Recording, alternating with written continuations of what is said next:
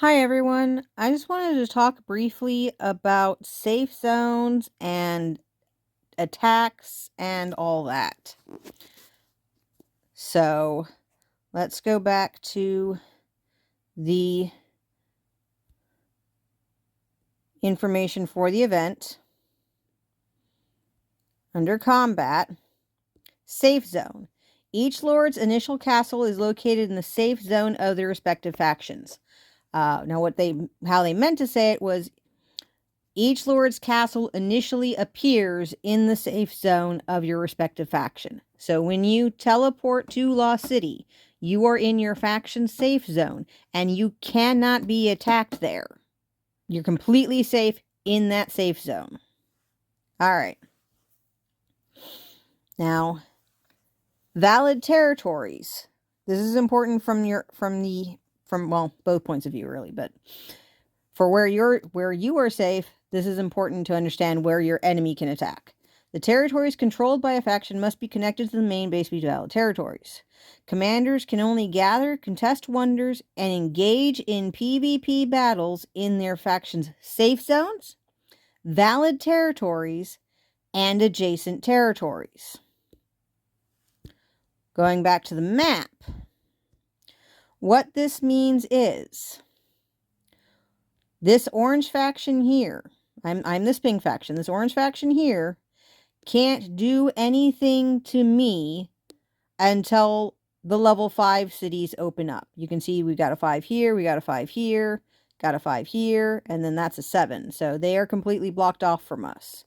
The same thing goes for this faction over here, the purple faction, the green faction. The only faction we can clash with anytime soon is this blue faction. And we can't do that until the level 3 cities open up. Now, once they open, this territory, and this territory can be fought for.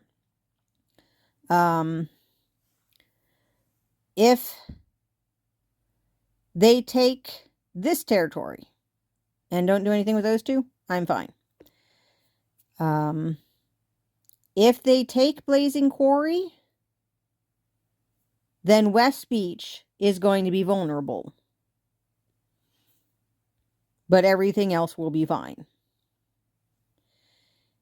If they take Blazing Quarry and then Bison Valley, then West Beach and Dragon's Embrace are going to be vulnerable.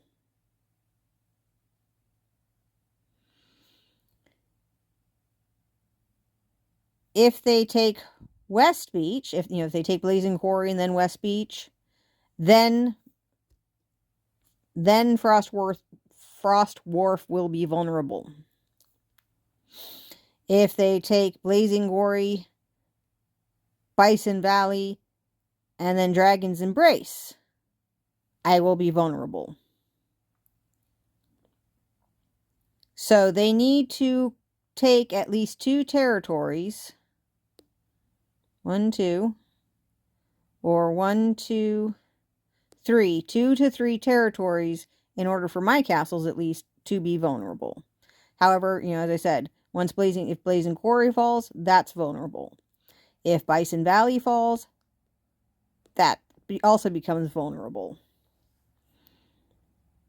And then if this falls, these two become vulnerable. And so that's how it works for my end of the map. And hopefully that gives you I don't really want to spend the time going over each faction section. But it looks like, okay, just real quick, blue is cut off from green. Yes, completely. So blue can only attack us, and we can only attack them until the level 5s are open. Green and purple should be in the same situation we are. Yep, they're cut off from that way, but they can go this way. So those two. So it looks like it was basically designed. Yep, and then orange and green. So it was designed so that until the level 5 cities open, you're only having to deal with one other faction. which is a nice change from last time. I think for the actual cities themselves, it might have still been fairly similar, but when it came to attacks on your castle, oi, I remember a couple of cross the map attacks that nobody saw coming. Those were fun. But anyway, so, once again, everything's safe until the level 3 cities open up. Your safe zone will always be safe. And once the level 3 cities open up, you'll only have to worry about one faction, enemies from one direction. But once the level 5 cities open up, then things are going to get more complicated. So that's where we're at. If you still have questions, feel free to post them in the comments. I've responded to every comment I've gotten that's pertinent, that requires an answer. So, I do respond to these. And it would be nice to get some comments. I can see that people watch my videos, but without the comments or the likes, I have no idea if I'm making any impact or not. So feel free to do that, and have fun and good luck.